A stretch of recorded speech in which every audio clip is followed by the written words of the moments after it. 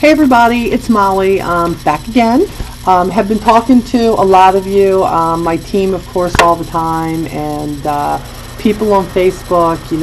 Facebook, isn't it a great thing, this social media thing where you get to meet so many of your sisters and brothers in Avon that you would have never really connected to unless you went to some sort of convention or something like that Avon was having. So it's a great thing where everybody can share and everybody can kind of hear what other people have gone through. And when you're seeking people out, most people try to seek out the people that are real, that you can relate to, whether they've gone through the same type of things that you've gone through before, or maybe they've gone through the same trouble in the business that you've gone through. So I find that that's what people are looking for. They've got to be able to relate to something that's happened, and Lord knows my life has been so many different places.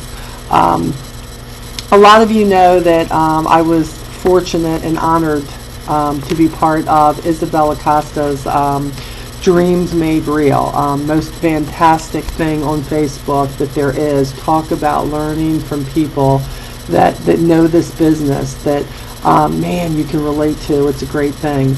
I love that, and I was honored enough. I wasn't even in SCUL when she had me on. I was trying to get to SCUL, and she had me on there, and I wasn't too sure that I had very much to share. When you look back at your life, sometimes there's always some stuff you're not real proud of, and some things you may not be able to help, but when you talk about it, you're like, oh my gosh, did I really go through that? And yeah, we all do, and my life is definitely typically one of those stories. And but I started hearing that a lot of people had not heard my story, or that they wanted to know if there was more that I had left out, or would I put it on video? I don't know if video it makes it relatable more so than listening to it. I'm not sure. But one way or another, I just felt like I had gotten enough requests for this that, hey, if you guys want to listen to me talk, everybody that knows me will tell you I can talk all day long if I need to. But needless to say, my story, wow, people meet me today and they say, Molly, there's no way that you came from that. There's no way you went through that. Yeah, and I'm thinking, yeah, I did. I swear I did. You just can't make up stuff like this. But I thought I would start at the beginning, and maybe in between, hopefully you'll be able to take some things that maybe if it's not even relatable, hopefully you're going to find some things that maybe I did in the business when I was going through some of this stuff that you're like, oh man, I should try that, or maybe that will help me. Hold on. It seems like every time I tell this story, whether it's in front of a division or whether it's, on Isabel's Dreams Made Real, it seems to be in some way therapeutic, but I realize that in my life a lot of it is still very, very raw, very, very on the surface. It's just scabbed over sometimes, that not enough time has gone by to really help me relate to that. So let me start out by saying that my life was never really a bad life, normal life. For most of my life, my parents loved me. And then when I was 16 years old and I was a senior in high school, my mom was diagnosed with pancreatic cancer. It was very sudden. She was, diagnosed the end of July, beginning of August, and and Mom died in October. So, man, it was rough. 16-year-old girl, doesn't have her mom anymore, and that action in itself just kind of destroyed my family for a long time. We all realized that Mom was the glue that kept the family together. So I was out on my own through different circumstances. My dad kind of went on about his life and, kind of forgot that he had other kids, and that's okay. But it put me out there in the midst of a hard, cruel world. Graduated from high school and, tried to give it the old college try, and it just really wasn't for me. when, did waitressing and this and that, and had some real hard lessons to learn during that time. One, how hard it is to survive on your own. Two, how lonely it can be. And in that course of my time, I think I was missing so much that sometimes you look for things that you need in all the wrong places. Some things in your life may never make you feel completely whole again when it happens. So later on in life, I met a guy that at the time I thought was a great guy, and I got married, and when I bought my first house with my husband then, it was a great thing, and I absolutely loved it. And my kids loved it, and I had a great Avon lady, Marianne Penn. A lot of you know her. You see her on Facebook. You've seen her up on the stages. You see her name when they're talking about big sales. She's great. And Marianne Penn was my Avon lady for 15 years. 15 years.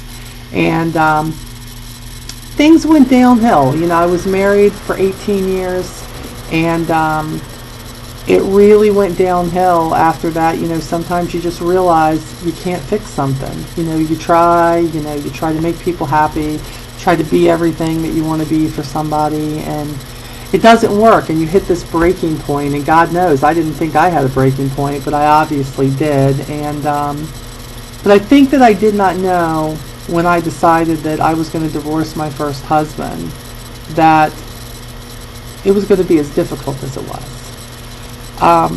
Obviously, if you've never done it before, you don't know what's coming. But in the midst of all that, of course, it wasn't a very nice divorce, and I don't think any divorce is nice, but this one was particularly cruel. I had to take my boys. I had to leave home in the middle of the night. And I knew I was leaving my home. I knew I was going to lose it. And I ended up moving in with downstairs of my brother's house. And, I was working a full-time job. Went ahead and got another job that I was working. So I had two jobs that I was working back-to-back full-time. I had two great boys that I was raising. Trying to figure out where am I going to go, in all this. What am I going to do? What happens is you don't have nearly the money that you have when your husband was the main breadwinner. You're not in the home that you were in, so I've uprooted my kids and I've uprooted myself, and I don't even know really where I'm going. All I know is I made the decision to do it. I did have determination though, but I wasn't real sure how I was going to make it. But I was going to make it on my own. It ended up that, like all women do, when you're down, what do you want to do? You want to spend! And I wanted to spend, and I loved Avon. I was a great customer. I thought I'd love to buy Avon. And I remember calling Marianne and saying, hey, this is my new address. I'm going through a divorce, and, can you bring me an Avon book? And she said, sure, Molly, no problem. I'll take care of that. And she did, and, and I got it, and I was, looking through it one day, and Marianne in this book had this piece of paper in there. It was, it's what we all know now as a recruiting flyer. I didn't know that then. That's what it was. And what's really weird is what I can tell you is in all the years that Marianne was giving me a book, I know that this piece of paper was in the book all the time. I know that. What I can tell you is I never really looked at it. I think I remember it saying something about, do you need extra money or something like that. But, I was in a place in my life where I didn't need extra money. I was fine. I was working. The money was good. Everything was fine. And when I opened the book and was looking through it, and I got to this, and I'm looking, and it says, do you need to earn extra money? $10 to join. And actually, I believe it was $20 then to join Avon. And, I'm looking at this going, and it says, no quotas, things like that. The things that you worry about. Look, I've heard about the Mary Kay horror stories and, all the money you have to put into things. And, guys, when I left home, my home then, there's an old saying that says, you don't have a pot to piss in. I was that girl. I didn't have a pot to piss in. I didn't plan this real well when I left. And, I had a couple of paychecks, which weren't much, but I had a couple of paychecks underneath my belt. And the only great thing was I wasn't going to have to come up with a mortgage payment because I was, living in the downstairs of my brother. So that was a good thing. So I'm looking at this extra money thing. I've got this extra job. I'm working 60 hours a week at my first job, running the inside office of a home improvement company. I am delivering papers for the local paper in my area, the Maryland Independent. And, my schedule kind of went like this. I would get up in the morning at 5:30, 5:45, and would get both my boys up and get them ready for school. I would have to drive my oldest son to school, so I would drive him to school. I would go into work. I would work till 5:30. I would have to go pick up my son from where the bus was dropping him off at. I would come in, get them situated with homework and everything, feed them the whole 9 yards, get them ready for bed, and then I would go back out at 11:30 at night, and I would deliver papers till 5:30 in the morning. So I would come back home, and I did this on Tuesday nights and Thursday nights. So Tuesday into Wednesday night, I got no sleep, and then Thursday into Friday, and all day Friday into Saturday, it was a continual thing. And I can honest to God tell you that when I look back now and I go, how in the heck did I do that? Again, you know what? You don't realize what you can do until you're put in the position that you have to do it. And I did that for a year and a half, delivering these papers. And back to when Mary Ann gave me this book, and it had this flyer, and I'm reading all this, and I heard the horror stories, Mary Kay, blah, blah, blah. But, I thought, well, I've been doing business with Mary Ann long enough that I felt like I could call and say, hey, is this the truth? Look, I am dead ass poor. That's how it is right now. I think I can come up with the $20, but I need to know if there's anything hinky with this. I need you to tell me. Because number one, if there is, I'm not buying Avon from you anymore if you don't tell me, so you're going to lose a good customer. But the deal is I have to make some money. And let me tell you why I needed to make the money. My oldest son was going to graduate. And I needed graduation and prom money for him. My boys had suffered through a not great divorce, and then I take them out of their home. I don't ask them, I do it. So I felt like I had uprooted them and, did what I did, and I wanted some part of this thing to go normal in their lives. And believe me, it was so abnormal when I think about it, but I wanted him to be able to do prom and graduation. So my deal was this, if I could do something, and even if I'd kill myself a little bit more, I could, be in something in March and out in July. Mary Ann said, you know what, Molly, this is easy. I think you'll like it. Sell to your family, sell to your friends, sell at work. Well, that was a joke. I was the only woman working in there, so that wasn't going to go too good. But I did have some family. I thought I could get them to feel sorry for me enough to buy some Avon. And she said, if you don't like it, she said, give it 6 months. And she said, if you don't like it, she says, then you don't have to do it anymore. Well, for me, Mary Ann found out later, but I was like, 6 months my tail, I'm going to be in March and I'm going to be out in July. That was my deal. I'm going to do what I have to do, and then, I'm not going to want to do this third job any more than I have to. So she came down, she signed me up, and gave the books to my family, and my first order was $53. I remember that it had to be a $50 order. I'm sitting there thinking, are you kidding me? $53. I didn't make a lot, but I didn't know what to do. And I remember, I didn't know where I was going to come up with extra customers. And somebody said, you got all those customers down there on your paper route. Why don't you give them all a book? And look, when you look at how much books cost, they're cheap. They're the cheapest way to advertise what you do.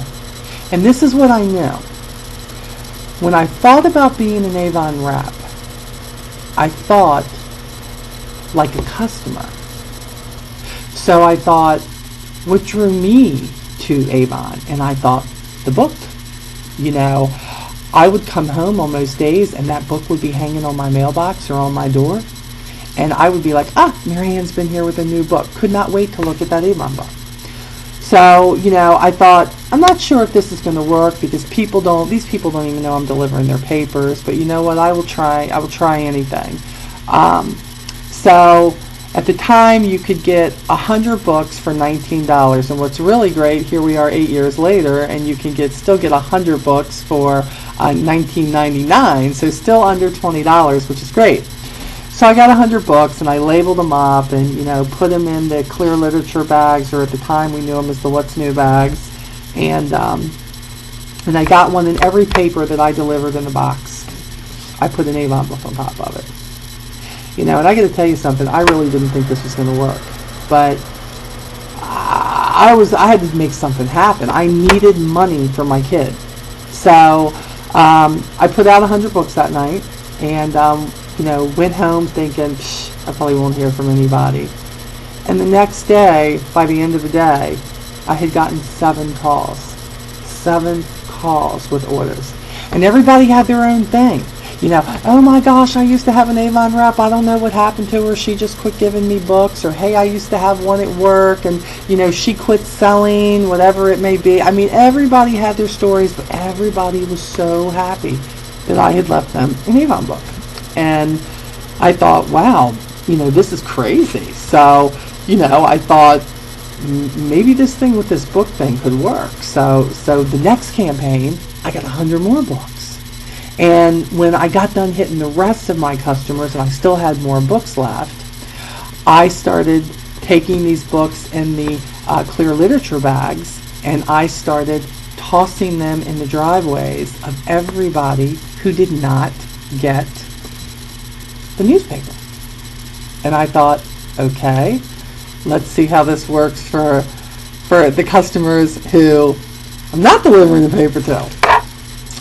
So the next day, this time I'm waiting patiently. The first time I didn't think it would work, and I'm thinking this has got to be a fluke, but let's see.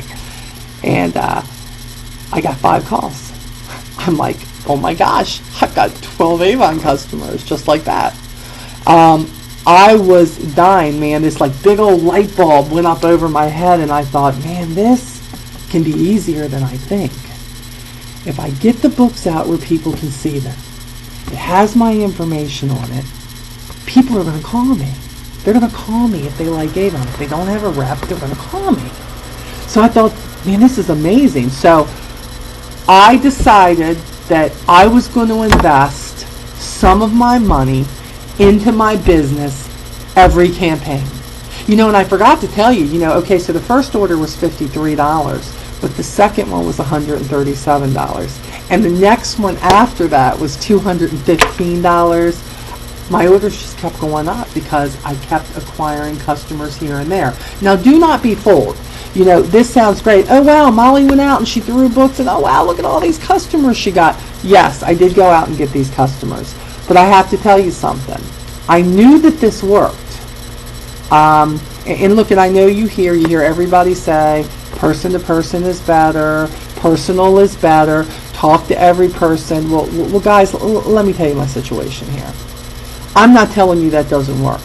I know people that go out and they quote unquote prospect, okay, whether it's for customers or recruits or both, and they have the time to do that, and that was really great. But I didn't. I was a single mom. I had 2 jobs that were basically full-time. I had to reach the greatest amount of people in the shortest amount of time. And in most days, when I was reaching them in the middle of the night. Because on the weekends I would go out. I would go out at 12 midnight. Everybody else is asleep except the hoodlums in the street. But everybody else was asleep. And I would go out and I would have my boxes and boxes of books beside me. And I would go into all different neighborhoods and I would toss books. Sometimes it was 300. Sometimes it was 1,000. Sometimes it was 700. Sometimes all I had left was 40. Whatever I had, I tossed. I never threw away an old book. I mean, I could be working in campaign 7 and my tail was throwing campaign 2 books. I didn't care. Somebody else was going to throw those books away, but it wasn't going to be me. If they called and they said, can I get this? Look, if I could get it for them, it was great. If I couldn't get them for them, that's okay. I can't get it for you. I'm going to bring you a new book. It's got better prices on some of these things. And look, if I had to sell something to somebody and I had to take a little loss so I'm not making the major commission that I could have made, who cared? This was going to be a customer now for life is what I was hoping. So sometimes I went out and I did this and I got nothing. Absolutely nothing sometimes. And I thought, wow, what's going on? 700 books, I got nothing. And then sometimes I'd go out and I'd throw 200 books and I'd get 4 customers. Couldn't believe it. So I have to tell you, it's amazing to me sometimes what you do. Here, I thought I was going to do this for a couple of campaigns. And surprise, surprise, I absolutely love this. And what I did see is that if I sold enough Avon, that I could substitute that pay for what I was doing, killing myself with the paper route and being up all hours of the night, falling asleep at the wheel sometimes after dropping my kids off for school. That was my thing. Maybe I could do that. Now, so I was loving sales. I was your typical new representative that comes in and, man, this is easy. I love this. And I guess, my orders were growing, like I said. My son went to prom, by the way, spiffy, rode in a Hummer to the prom. He was it, man. He graduated. He got everything he wanted. Thank you, Avon. Thank you, Avon, for making that happen. Because that was the first thing that Avon made happen for me. It made 2 events in my son's life happen. And it happened without a hitch. Because of Avon, because they gave me an opportunity to sell some great products that I already believed in because I already used them, and it took care of that. So I love that. Now, then in comes Marianne again. Marianne called me one day and she says, Molly, your sales are looking good, girl. And I'm like, thanks. I said, I'm loving this, Marianne. I said, I got to be honest, I really didn't think I would, but I really like this. And I had told her that one of my goals was to be able to give up the paper route, which would have been great. And she thought that was great. I think she liked the fact that I already had a goal because, sometimes people don't. And I really didn't look at that as a goal. You just see something you want. I didn't realize it was a goal. It might have been a small one to a lot of people, but it was a goal. So Marianne says, Molly, you are a prime candidate for leadership, and I have to tell you, I need a unit leader. And I'm like, a unit leader? What's a unit leader? And she says, well, it's the first level in leadership. And she said, you really need to be a part of this. And of course, my first thing, how much does it cost to get into it? And she said, Molly, I'm telling you, you will love this. And I said, well, what do I have to do? She goes, well, you have to look for people who need to make money like you do. You're going to sign them up. You're going to mentor them or tell them how to do this. You'll be there to answer their questions. And, you can make a commission. And I was like, ho, ho, ho, ho, ho, ho. Hold on. No way. I ain't doing that leadership thing. I ain't signing anybody up for Avon.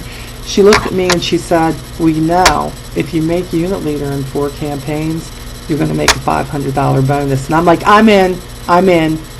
That's it. That's all I needed to hear. I'm going to make $500. I'm like, show it to me.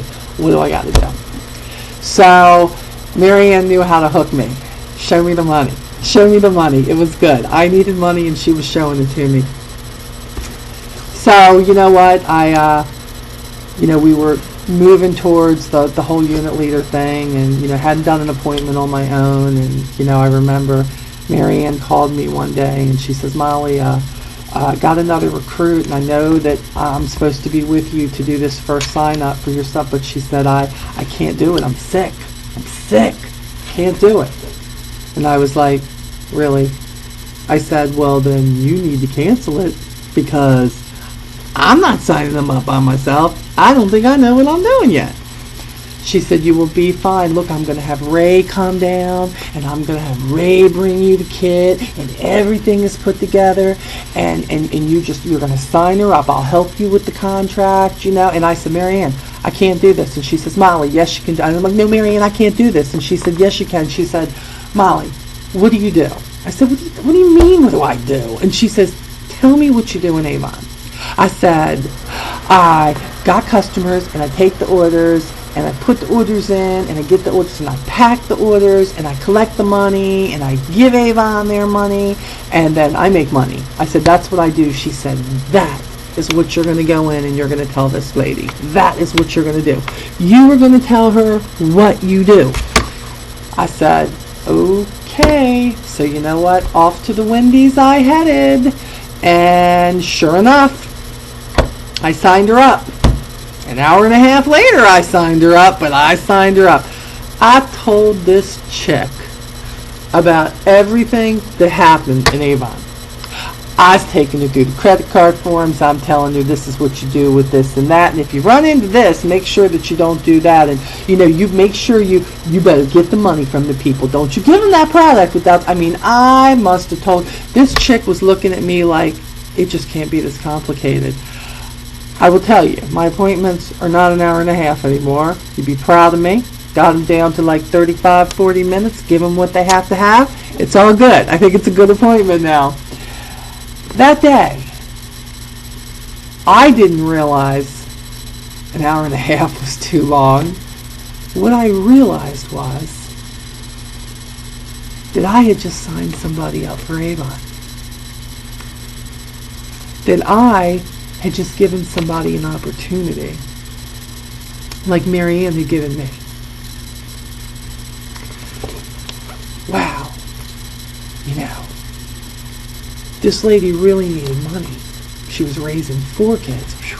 I thought it was bad raising 2. She was raising 4. And she needed to make extra money.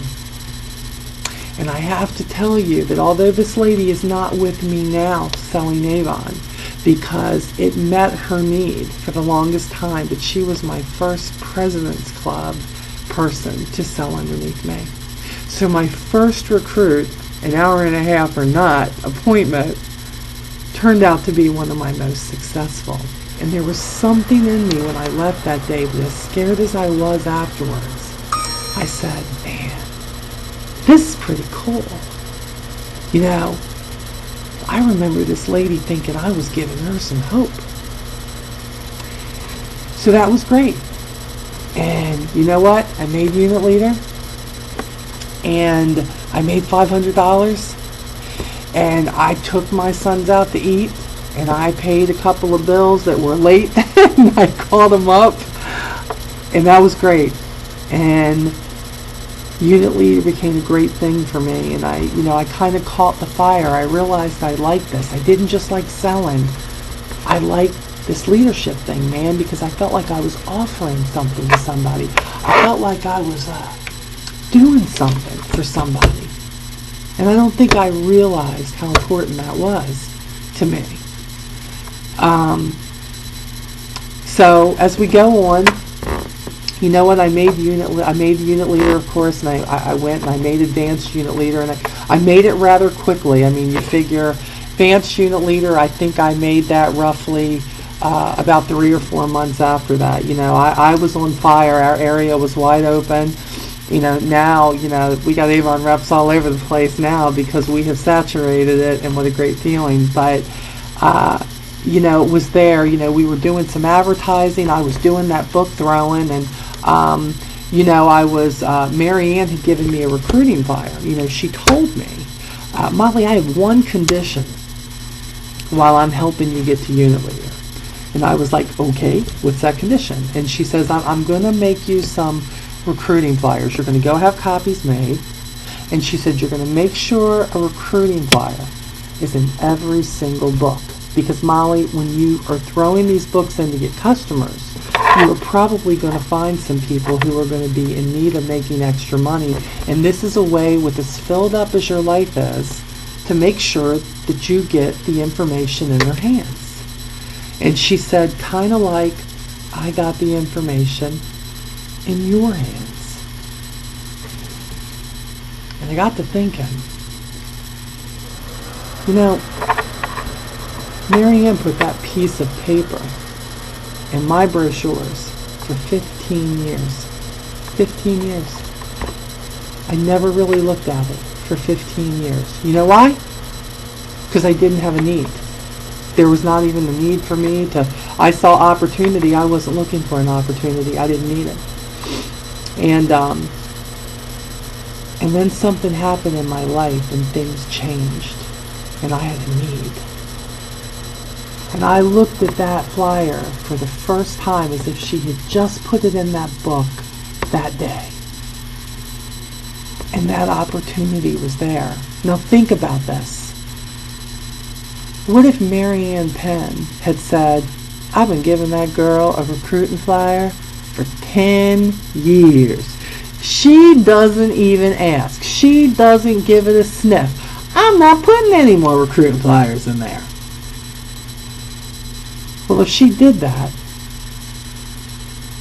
I would have missed the opportunity. If she did that, she wouldn't have a senior executive unit leader underneath her right now. And I got to tell you something.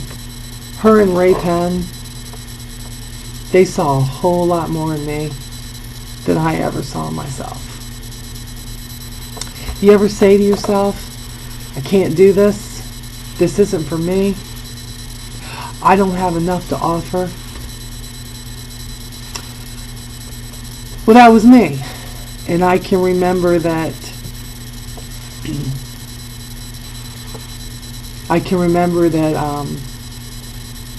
Ray Penn looking at me one time and he said, girl, one day in Avon you're going to be something big. You don't realize what you have. He said, you have a lot to offer. A lot of people are going to listen to you. You have a story to tell. And Mary Ann always told me, you're going to be great at this. They saw something in me that I never saw in myself. Ever. And little by little, I started realizing that just maybe I had something to offer. What I did know is that no matter how I got mad about anything or what happened in my life, I loved what I did. I loved it. So, needless to say, I hit advanced unit leader, and I had met Lee and fell in love with this hunk of country man, and we decided we were going to get married, and I shared my dream with him. Finally, it took me forever to share my dream with him because, again, Avon was the first thing I had that was all mine. For years I had been told that no matter how hard I worked, no matter what I did, that everything was always somebody else's. It was never mine. Almost like I wasn't worthy to have it. And when Avon became something I was building, I didn't want to share it. My family, most of them were very unsupportive. Here is Molly doing that little lipstick thingy. You're working your tail off, girl, for what, $26 every 2 weeks? What are you doing? And they just, I used to get mad at them, but the truth is they just didn't get it. They didn't get that I loved it, that I developed a passion, that it didn't matter if I wasn't making, $1,000 or $500 yet. It didn't matter. It was mine. It was my baby. And Lee just wanted to be a part of it. He just wanted to understand it. He didn't want to take it from me. But see, for me and my psycho self that came from a bad divorce, deciding that they were all alike in that area, no one's going to take it from me. And I remember when I came home from my first gala, and I had made President's Club. And that first year I had earned Best New Performer. My sales were the best that they had ever been, and I didn't know, I'm the one. I am so excited, guys, when I walk in for this gala. I mean, I am like, it's like the red carpet, the Emmys of Avon. I used to tell people, we even get our own little statue. It looked like an Emmy. And I just couldn't believe that Avon would have anything like this. I mean, I was like so smitten by this event. And here I am, and I'm bringing this trophy home, and I had some recruits and all these things. And Lee didn't get it because I never shared it with him. He was watching my kids for me that night so that I could go to this.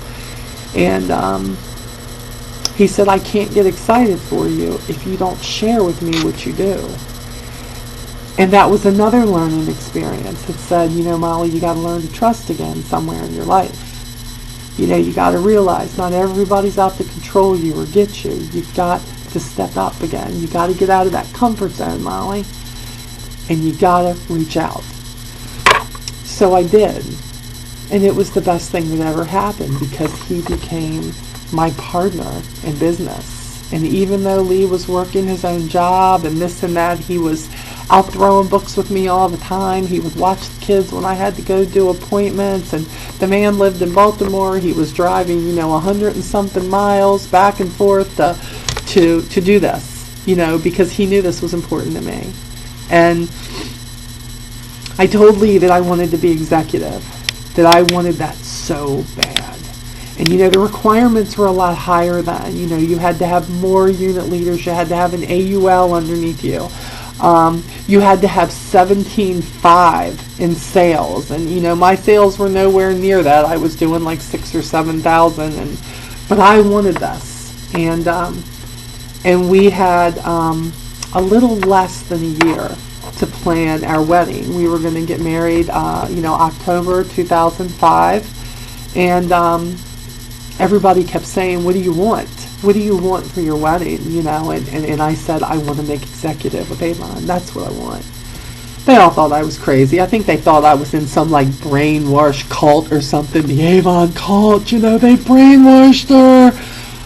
Well, in a sense, maybe that's true. But the point is, they knew that there was something about it because I wouldn't let it go. And that's what I wanted. And we worked hard. I mean, we worked freaking hard. I mean, girls, guys, I was 7 days a week out there. I was still working my main job. I still had the paper route. I will tell you that 3 months before I got married, I was able to give up the paper route.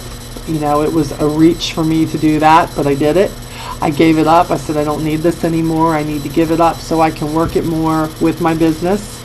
And so besides working my main job all the time and the normal stuff, trying to be a single mom and this and that, I decided I was going to work this Avon business hard. I was advertising with flyers anywhere I could. I went to any area. We would go to Baltimore. We were going an hour one way, an hour south, an hour east, 2 hours west. It didn't matter. If somebody said they wanted to sell Avon, I was there. And we knew that we were close.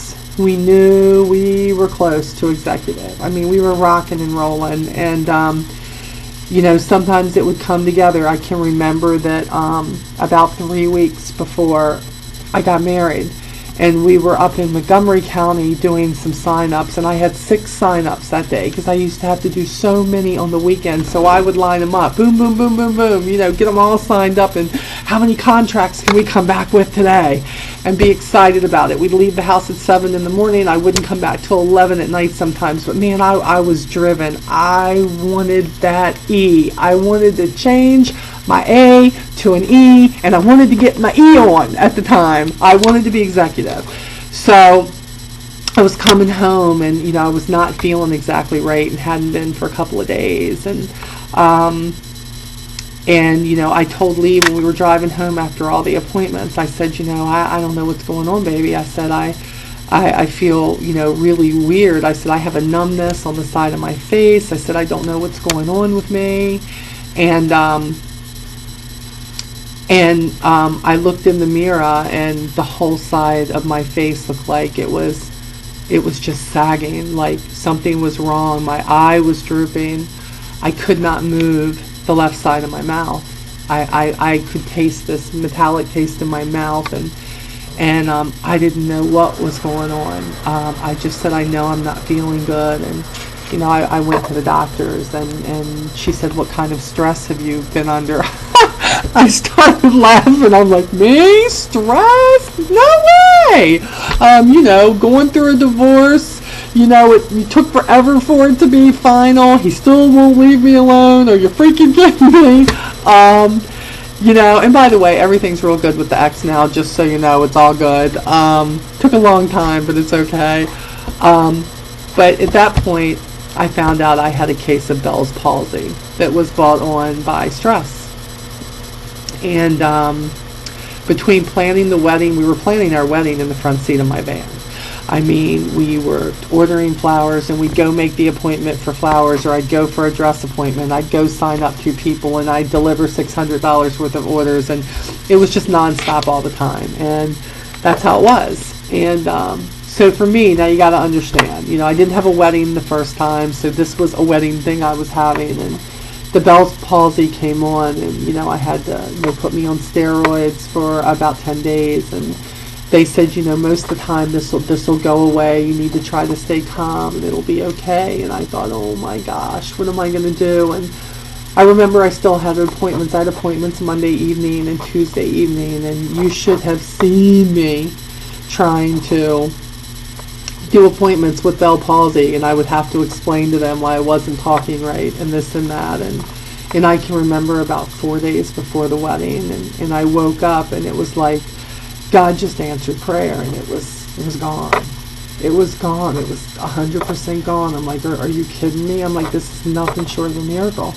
But it was. And I can remember that when I was getting married, the day that I married Lee, I got the word officially, because the campaign had closed out, that on the day that we got married, we made executive unit leader. We made it. We set a goal. We worked our asses off through everything, and we made it. And I can remember everybody just thought I was so excited about marrying Lee, and I was, but I thought we made it. We made executive. I mean, it was amazing. My Avon friends are there, and they got it because they were part of it. And, my family, they were excited for me, but most of them didn't get it, but that was okay. Life was good. Life was good at Executive Boy. My pay went up. But I was, I talk about being a baby, S-E-U-L then. Well, I was a baby, E-U-L, because trying to keep the numbers right. And, we went through a great Christmas that year, but then here came campaigns 1 and 2 and even 3. And we asterisked, or we didn't meet the requirements for 3 campaigns in a row. And I was devastated. Our numbers weren't there. We weren't at 17.5. People were falling off at the holidays. This was all new to me because my team had never been where it was. It had never been that big. Marianne and Ray are trying to tell me, Molly, this is normal, this happens, it falls off, how it is with your own sales. But I was like, are you kidding? I have to get paid at AUL? I wasn't having any of that. Thank you very much. So I can remember one of my goals for the longest time after that was not to asterisk, not be performing in campaigns 1, 2, or 3. And it took me a couple of years to get past that. And I can remember the first year we did, I was like, holy moly, we made it all. It's great. So the trials of knowing that, it's not that you've failed anything, stuff happens. I want to be mad at the reps. Oh, they're not putting in their order. They didn't pay for their order. And in essence, me worrying or being upset about all these things I shouldn't have been kept me away from trying to find new people and keep building what I knew I wanted, And of course, after that, I knew I wanted senior. Lee and I were married, and, life was good. And my son had graduated, I told you. And, it seemed like every time we set our sights on senior, something happened. I'm sure so many of you can relate. Life happens all the time, and And I guess what I love about Avon is that no matter what happened in my life, and there were just so many things that happened in my life, but Avon was always there. I couldn't work it around anything. I mean, I worked it around a full-time job, and I worked it around a madly, madly mean divorce, and I worked it around my sons and their schedules, and I worked it around family events, and I worked it around the paper route I was running, and I worked it around a wedding, and there was just so much. But then comes the hard times, the hard things that happen in your life. I used to think losing my mom was hard, and then I thought that failing in my marriage was hard, and losing my home was hard. But things get easier. You learn to deal with it. My son was working actually at Lee's employment at the time, and was working out. He was doing fiber optics and was working out in the field, digging this and that. And I got a call one day while I was at work, and it was Lee, and he said, I need you to come up here. He said they just took Earl to the hospital. And I was like, well, what happened? Did he get sick? What's going on? And he said he was working with a high-powered tool, and he said it jumped back, and he lost grip of it, and when it did, it hit him in the eye. And I said, what do you mean? And he said, I said, is he okay? And he says, Molly, you need to come up here. He said they want him shipped over to Johns Hopkins, and they want him to be seen by the Wilmer Eye Care Clinic. Now, I wasn't a dummy. Wilmer Eye Care Clinic is the #1 eye care clinic in the country. So I knew it was bad. And I can remember not remembering the trip up there. I know I was supposed to deliver orders that evening, and Lord knows, those people never even got called till afterwards. And, I got up there, and, I walked into the emergency room, and I couldn't believe what I saw. My son, on the one side of his face, he was unrecognizable. I mean, I don't know what kind of tool it was, but I'll tell you, when it hit him, they told me it hit him with a 70-mile-an-hour force. Now, lucky for us, he was wearing safety glasses, but it hit him so hard, it shattered the glasses. And had it hit him without the glasses, it probably would have killed him. They rushed him over to Wilmer Eye Care Center, and he had to have the lens in his eye removed and replaced with an artificial one. He broke all the bones were crushed around his eye, so they had to put plates in, and they still didn't know if he was going to be able to see. And you're going, man, this is my boy, and and he's going, oh, I'm sorry, Mom, I'm sorry this happened, I'm sorry it's worrying you. And I'm thinking, really? You don't know if you can see, and you're apologizing to me? Really? That was hard. I had to, while he was in the hospital, I had to be there with him. Of course, I wasn't working. I wasn't working my main job. I'd given up the paper route, and Avon, I wasn't able to do much with that. And I had to take him up to Baltimore every single morning. He had to be up there at 7 o'clock. Now, you got to realize I was 2 hours away in traffic from where he had to go. And I'd take him up there every day. They'd have to check the pressure in his eye, and he had to have reconstructive surgery, and this and that. And, he came through that. And, my job wanted me back, man. They empathized with me, but, they wanted my attention. And, and I couldn't be there. You know how it is. If you don't work, you're not going to get paid. Your leave runs out. You got sick leave. What are you going to do? And then I got home one night, and I opened up my bank account, and my check from Avon had dropped in my account. I had not been working my business for 2.5 weeks. Didn't put the orders in. Couldn't do anything. I had to worry about my son. But I looked, and I had a check for almost $700 sitting in my account, because my team, my girls and guys, They were working. And it went off in my head. I'm thinking, dang, this is something. All I worried about was my kid. I wasn't able to run my business. My customers got it, man. They sympathize. You know how women are. They're kids. They got it. And, but I still got an Avon check. Because Avon makes a way in leadership that even when things go wrong, they take care of you. Performance points, you know, for all those who know what that is out there in leadership, performance points took care of me for my regular orders. My team took care of me by doing what they were supposed to do and what they wanted to do in their business. They placed their orders and my checks were there. So I still had money to feed my family and take care of what had to be taken care of. We got all through that. You know, everything was good. And then, you know, Lee, my husband, you know, he's such a kidder. For all of you who got to know him on Facebook, and, you know, he's got a heart of gold. One of the smartest men I've ever met in my life. One of the most giving men I've ever met in my life. So supportive of me. Anything that I want to do. Even when he knows I'm going to be wrong, he'll still support me. I can read "I told you so" all over his face, but he doesn't say it.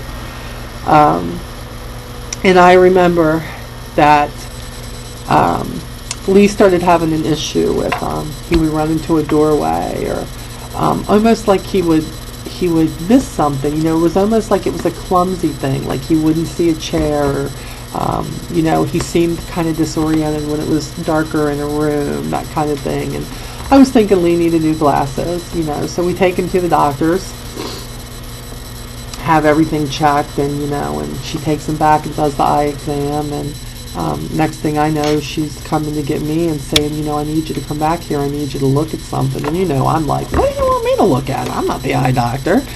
And she comes back and she has this big picture, you know, this x-ray looking thing from the machine, and she says, you know, there's a problem with Lee's vision. I think he needs to, you know, go be seen by an ophthalmologist, not just an optometrist. And I'm like, what do you mean there's a problem? You know, I'm thinking, does he have a cataract? You know, what is it? And she said, I believe that Lee has RP. And I'm like, okay, well, enlighten me. What is RP? And she said retinitis pigmentosa. And I'm like, okay, what is that? And she looked at me, and she looked at Lee, and she said, your husband's going blind. I'm like, you know, what do you mean he's going blind? And she said, he's going blind. This is a genetic disease. She said the good cells of the eyes are being attacked by bad cells. They're all attacking each other, and it's eating up everything that's good. And little by little, it's taking his peripheral vision away. She said, you know, years ago, he could probably see what we see out here. But now, he sees as if he's looking through a paper towel holder. Up and down is leaving, side to side's getting, and little by little, it gets hazier and hazier, and he could go blind. I'm thinking, she absolutely has this wrong. There is no way. I mean, talk about total denial. I was. So again, we went up to the Wilmer Eye Care Center, took him up to see the best in the business, and Dr. Finkelstein, the head of the clinic up there, that part of it, you know, examined him, and, you know, he came out of the room, and you know, he said, you know, Mr. and Mrs. Bibb, I'm sorry. He said, I wish I had better news. He said, I hate giving this kind of a diagnosis, but Lee has retinitis pigmentosa. He's going to go blind. He is going to have to give up his driver's license eventually. I can't tell you when. There is no time frame for this. In my opinion, they said he should have already been blind by now. He should have been diagnosed a long time ago. He wasn't. We don't know why. I got to tell you, folks, you ever hit that point in your life when you go, really? God, really? You know, I've lost my mom. I made it. I had a really bad marriage. I made it. Lost my home. Didn't have anything. My son just went through this big thing, you know, a couple years ago. Recover from that. I'm on track to try to do some good things here in Avon. And now you're going to tell me that my husband's going blind. Really? You know. For me, ladies, I have to be very, very, very brutally honest here. For me, I almost had a selfish moment. It wasn't even a moment. It was probably days, weeks maybe. Because inside I was saying, I didn't sign up for this. I didn't. You know, I think life's supposed to be good here, you know. How much more? Really? You know, he's going to go blind. Am I going to be taking care of him? What does this mean? He's going to have to give up his job. Is that what it's going to mean? He's not going to be able to drive. Where are we going to go with this Avon business if he can't drive and help too? I mean, everything was about me. I mean, let me tell you something. You know, when I'm talking about this to people at events, I am not exaggerating when I say that Molly had a severe pity party. I mean, I had the Dunkin' Donuts going on, the big 3-pound thing of peanut M&Ms, not just M&Ms. You know, sodas by the cases. It's a good thing I wasn't a big drinker, or I would have been drunk all the time probably. Because I was feeling pretty damn sorry for myself. And one day I walked in and, you know, Lee was just sitting in a chair. And I knew at that time that he was probably thinking about what was going on. But I had never stopped to ask him what he was feeling. And here I was, it hit me right between the eye. Bang. Really, Molly? He's the one losing his sight. He's the one that is going to be worried about being a burden. He's the one who never asked for this. And all you can worry about is what you're going through. What's wrong with you? Worry about those closest to you. And I can remember that I looked at him and said, look, I don't know where this is going, but it definitely hasn't taken away from your eyes, because you still have beautiful eyes. And I don't know if you're going to lose your vision tomorrow or in 6 months or in 6 years. But what I know is we're going to get through it. And we're going to get through it together. And we're going to figure out how we're going to still go after our goals and dreams. Because whether you can see or not, it doesn't mar our love. It should make it stronger. And you know what? That's what we've done. As you go on down the line, Lee's office, his employer closed down. They allowed him to work from home for a while, and that was great. And then one day they called him and said, we're sorry, we're going to have to let you go. Oh my gosh. Here it comes again. Really? You know, how far can the insanity go? Now he's going to lose his job. Things were already cut back at my main job. And I had to make a decision through all that. We're going to jump into this, man. We are going to build our business. We are going to make it to senior executive, and we're going to make the big money. Or we're going to be the biggest executive unit leader Avon's ever seen, and we're still going to make good money. I said, because I'm going to go crazy if I dwell on this. We got to pick ourselves up. We got to keep going. Don't ask me where I found it from, except that it didn't matter how old my kids were. They were still looking at me. People were still looking for me to fail. Sometimes the ones, in my opinion, who should have been helping me succeed, those closest. And I took that and I decided to turn it into something positive. That I was going to build off the frustration, and I was going to use that I'm going to show you attitude. No matter what happens, I am going to make this happen one way or another. I have got a fabulous team. We are going to bring in more people and make more people a part of this team, and we're going to make this work no matter what. And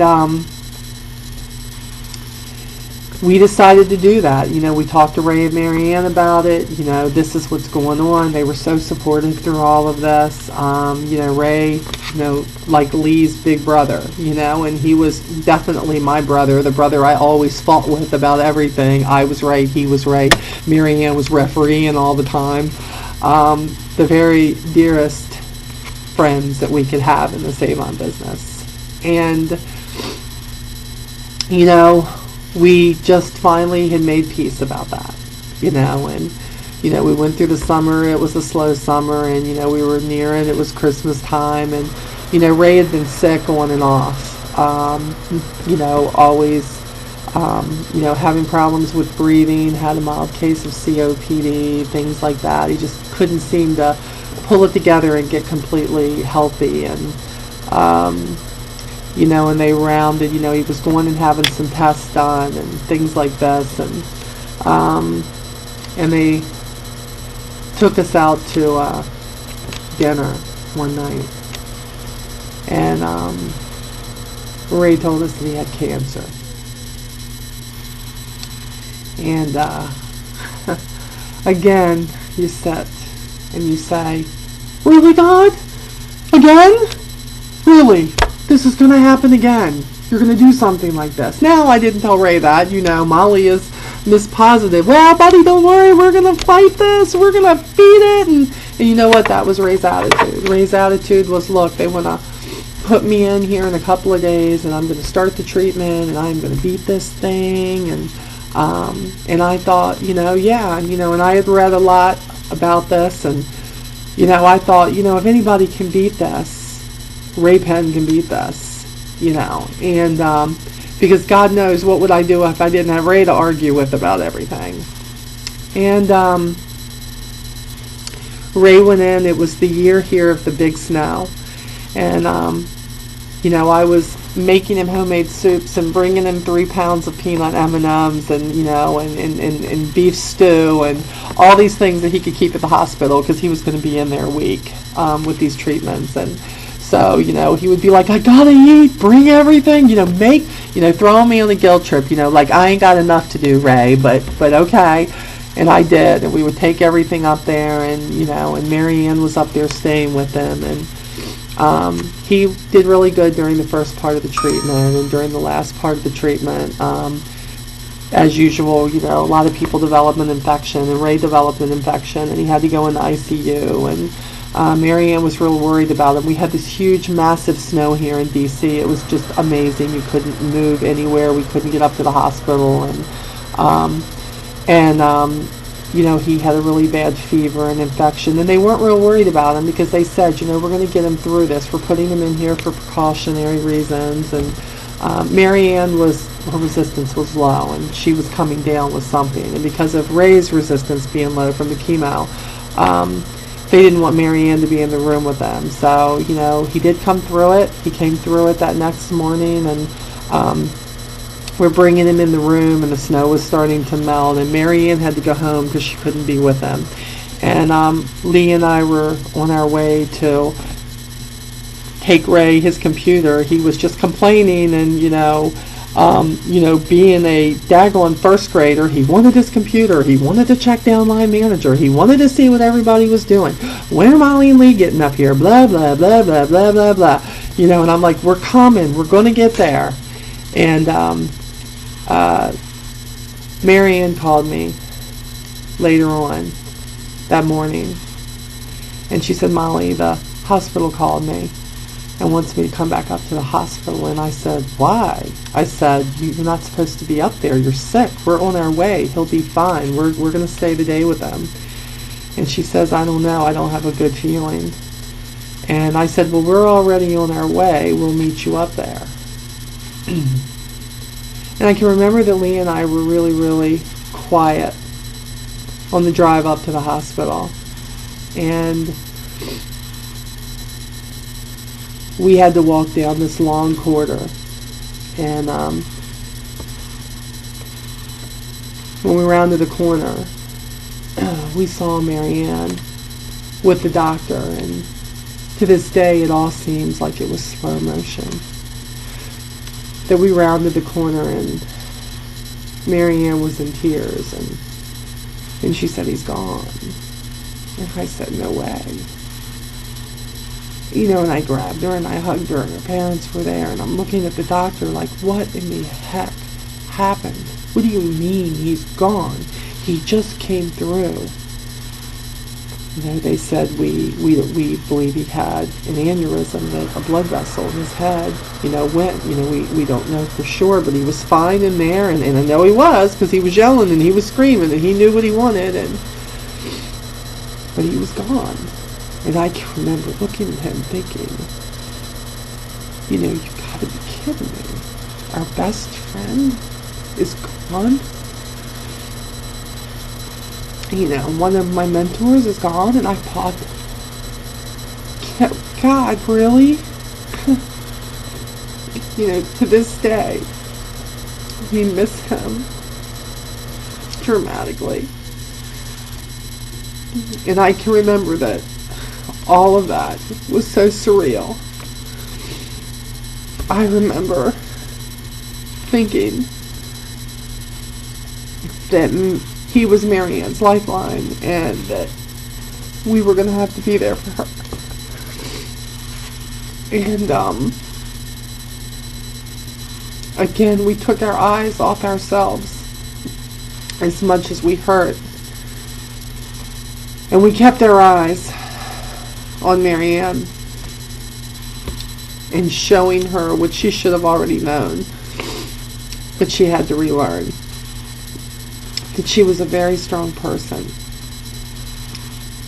That Ray and her worked really well together. And he loved her dearly. And she loved him. But we were going to have to get her through the hurt and get her through the morning. And we were going to have to help keep her team stable. And let them know that she was going nowhere. That it was all going to be okay. Because she was going to be back even stronger when this was all said and done. So to date, probably the worst thing that's happened. But if Ray was here, Ray would be kicking my tail for crying about it right now. But he was a great somebody that a lot of you know. He was Marianne's knight in shining armor for the longest time. He was so wise in what he did. He was so loved in Avon, and he was so loved personally. And even when you didn't want to stand him, and you wanted to scream and you wanted to hit him hard, you still loved him. And today, I can embrace myself with what he's left us. He taught us so much. I tell people there was, he believed in me when nobody else did. And he taught me how to believe in me. And so we shoot forward, taking our eyes off Senior again. And life became a new normal. And it was hard, and we wanted to fight it, and we wanted to stay down about it. But he wouldn't have wanted that. And that was not in Marianne's best interest. And it was not in ours. Because if he were here, he would be saying, you keep going after your goals, and you make it happen. because you will be the only one who makes it happen. So, we probably took a good 6 months and, tried to regroup. And again, you know what happens when you regroup and look, it's still there, but it becomes shaky again. We hadn't had as much contact with our team, and we were trying to bring things back together, and we were trying to, get unit leaders established and healthy again. And Avon was changing a lot within the company, and we all know how that goes. Avon changes like every 2 or 3 years, right? Every time we turn around, there's new change with Avon. That's a whole nother story, but we all know that. So, we knew the changes were coming in for campaign 19, and, a lot of things going on, and we had to completely regroup. And sometimes that means taking 2, 3, 4, 10 steps back and really looking at things for what they are and saying, what are we going to do here? One of the things I did is I quit my full-time job. That was a hard one. During all this executive stuff right before Ray got sick, things were not doing too good for the company I was at, so I was not getting paid all the time. So I had to go pick up another part-time job, and I think this is part of the story that I never got around to telling with Isabel, I'm sorry. And I had to go to work for Target for a while because I knew I had to have a vehicle to drive to run all my Avon appointments and to run my Avon business, and I was not making ends meet because I wasn't getting paid a full paycheck from my other job. So I had to go back to Target for about 8 months, and I went and worked there, and I enjoyed it. I got a lot of new customers. I recruited lots of people when I was there, so again, it was kind of a stepping stone. I was able to get away from that when I got established again, and I went to my full-time job and said, you know what, you can't afford me anymore, and I can't afford to stay. I can't afford to stay because there's bigger and better things out there for me, and I need to go after it. God has given me a purpose, and I have a purpose to get out there and, number one, run this business that I am so proud of, selling products and showing people how to do that in this Avon world, and also to show people that no matter what you go through in life, if you want something bad enough, if you have a passion about it, whether you're losing people or you're losing jobs or you're losing ground or you're losing unit leaders or you're losing title or you're not making as much money, if you really want it, there's always a way to get yourself back on the right track and go after it.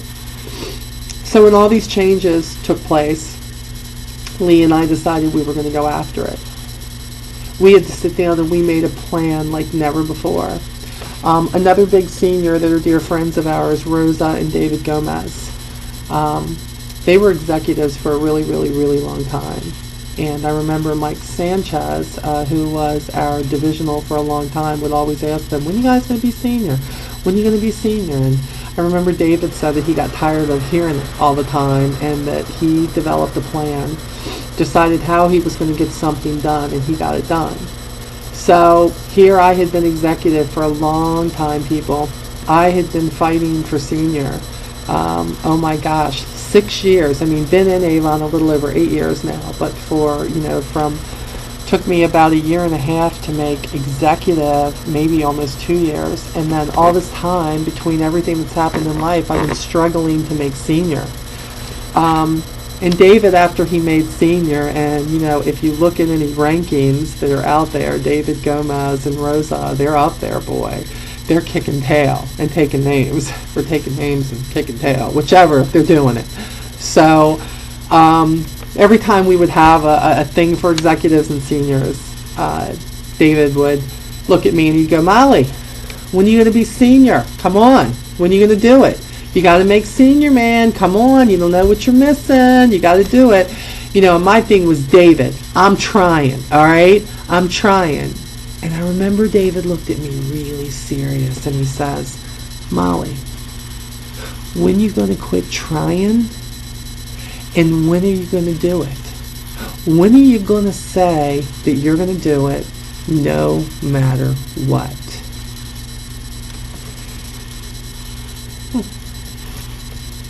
I had to really think about that. I didn't even have an answer for him.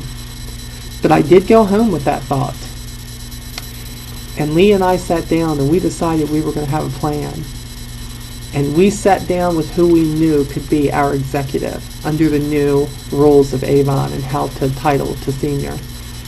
And with the rest of our team that wanted to do this. And I said, we need to get this done. And Lee said, no, we're going to get this done.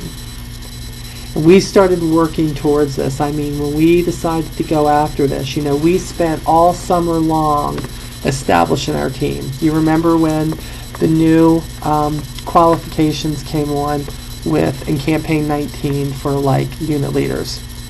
How it used to be, you could just have 5 people, the sales could be 1,200, and it didn't matter if 3 people were making the sales of 1,200 or if 5 people were making them. If you had 5 active people, it was good. Well, Avon changed that. Now you have to have 5 orders a campaign. 5 orders a campaign, and I can remember thinking, holy crap. We have got some work to do. So we would get with all of our unit leaders one by one, and we spent the whole summer making people strong, making their unit strong, going out, recruiting, throwing books, this and that, doing the whole 9 yards. I mean, going after this like a vengeance, like we did when we wanted executive. Man, we went after this. And we figured by 19 we wanted to have everybody strong because they had to have 5 orders. So what that meant is this. As a unit leader, Avon says you have to have 5 people or 5 orders. But the smart way to look at that was to say, if we need 5 orders, that means we need 10 people to every unit leader. Because you're always going to have 1 or 2 who aren't going to place an order every campaign. And there's nothing you can do about it. It's their business. So get over that one from the beginning. It's their business. They can do it. So, but if we had 10 people, then we were guaranteed 9 times out of 10 that, 5, 6, we're going to put an order in. So that's what we did. We made everybody strong so that nobody was weak. We worked with our unit leaders and said, this is what you got to do. We have to make sure. Now, in essence, what we figured out that happened with that was our checks started going up because it wasn't just $1,200 anymore. Now some of the units were doing $1,500, $1,600, and they never had before. So in essence, that having to have 5 orders helped us because it helped us build something bigger. So I love that. So we went after this with a vengeance, and we knew the number. We put a number to it.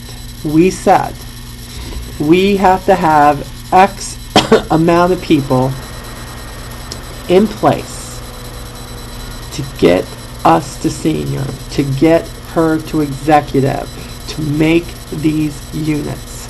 This is what we have to have. Now, let's get it done. And we went after it. You talk about major communication. Communication is key with your unit, especially as your title grows and you are making huge progress and your success depends on more things than just what you're doing. It depends on what your team's doing. So you have to make sure that in essence you are communicating with them what's going on. So we did this. Our goal was campaign 7 of this year. And we made it. SEUL. I got my S on big time. Campaign 6. A campaign earlier than what we thought. It was so totally amazing. It was the most amazing feeling ever to get my S on in front of my E, to get it on. No more JOB. I'm a senior executive. It doesn't matter if I'm a baby executive. It doesn't matter if there are people out there making 18 times more than what I am.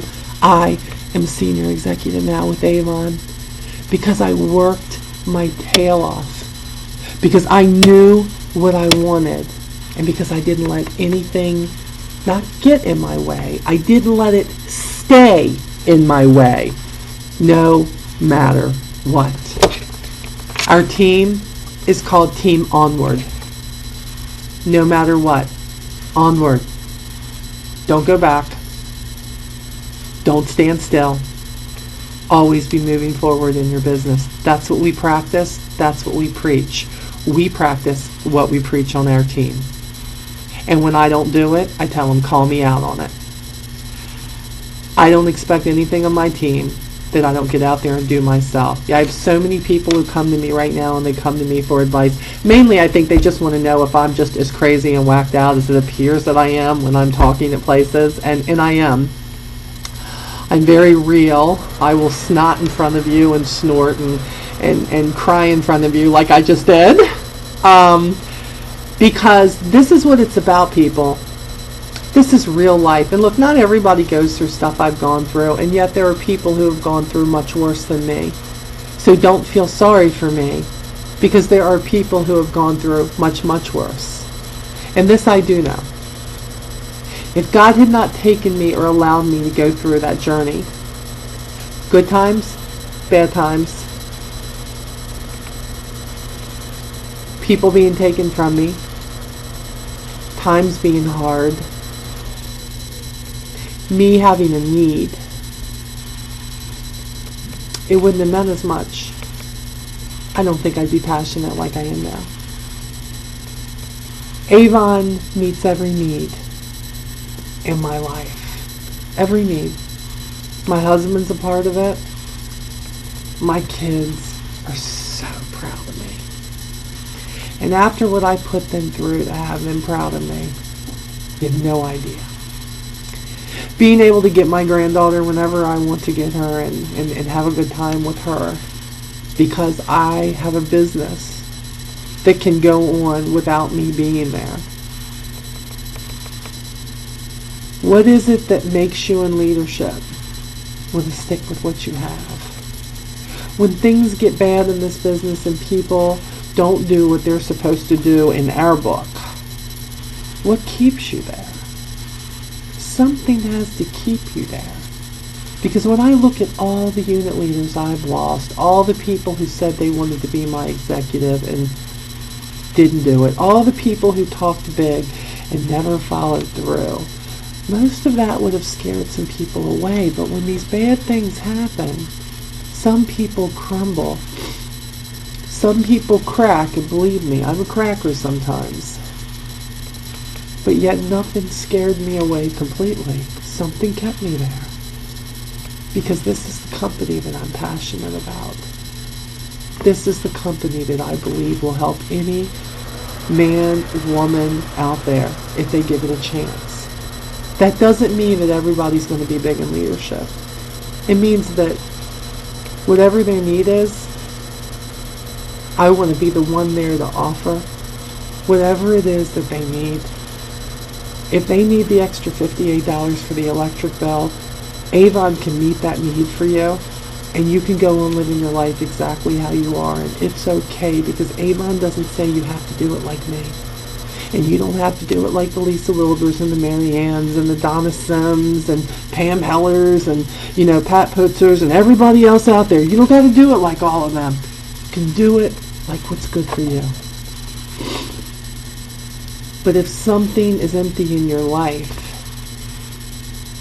and you just don't think you're anything special, and you figure out that you can touch people's lives every single day, that God has given you something in your life that not only do you love and it doesn't feel like a job, that you can work it how you want to work it, as hard as you want to work it or not.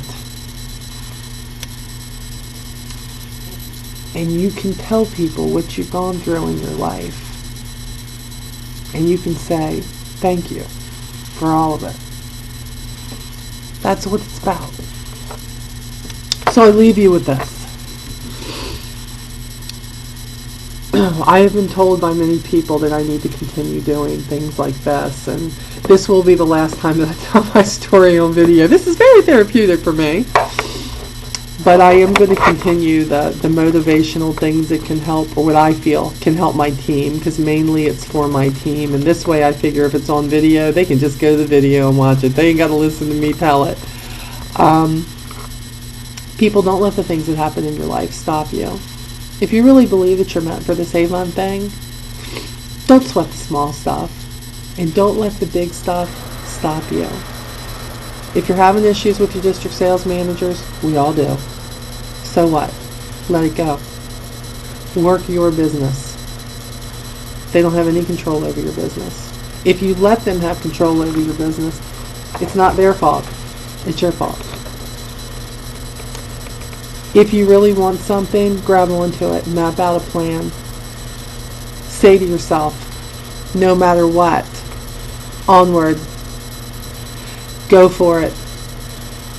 Don't let anything stop you. Get that S on. Because I'm telling you this, if you get your A on, you ain't going to be just happy with that. You'll be thrilled for a while. But then you're going to want to get your E on. And once you get your E on, ooh, that is just a taste of things to come. And you'll want to get that S on. So I tell you, go after your dream. I know this is geared for Avon people because that's where my passion is. You know, maybe people from other companies can get something on this. I don't know. But I say to you, we have the best products and the best company in the world to go after and extend this to other people. We do things that make us happy. I have fun every day in this business. I have met the most remarkable people within Avon that I have ever known in my whole life. I have met some of the most unusual customers that I have ever met in my whole life. But they all have a special place of making me what I am today. They've taught me patience. They've taught me perseverance. They've taught me to get my eyes off myself and help others get what they want. When I quit worrying so much about me getting my S on, and I help this person get their U on, and this person get their E on, and this person wants to get their A on, and when they really wanted to learn, and that doesn't mean that they want you to do it for them, because there is a difference. I've had people on my team, off my team, who just want people to do it for them, and for some reason they think that you should. Well, nobody did it for me, and I'm not doing it for anybody, but I am there to give them anything they need to help them. Try to find out what works for them, because what works for me may not work for everybody, and may not work for everybody on my team, but that's okay. So I hope for those of you who've really wanted to hear my story, and I'm not quite sure why people are so captured with my story. Sometimes I think it's just that I tell the truth and I don't try to sugarcoat it and talk about how easy it was, because even though this has been the most rewarding journey, it has been the hardest. But did I tell you? My husband's going to Alaska. We're leaving for Alaska in 23. We're leaving for Alaska. We are gonna rock that boat as senior executive unit leaders. That was my goal, to make sure that my husband saw Alaska before he lost his sight. And we met it. And we're going to go celebrate with all our SEUL friends who have been cheering us on from the get-go. And I'm going to meet people I've never met before. And find your passion. And when you find it, don't let go of it. And whatever I can do to help you, a kind word, a kick in the butt, whatever it is you may need. I'm very real. If you do talk to me, it's not all about us. It's about other people. And you cannot be in this business without loving people. You have to love people. So don't forget that. And thank you for listening. Thank you for sharing with me. Thank you for caring enough about me, those who have reached out in so many different ways and areas, and you know, my heart. I love this business. I love Avon. I love my Avon brothers and sisters. I appreciate all the support. You guys have a great evening. And I hope to talk to you soon. And for you seniors, that if you absolutely stopped and found time to listen to this, I hope to see you all on the boat. Thanks a bunch. You guys have a really great evening.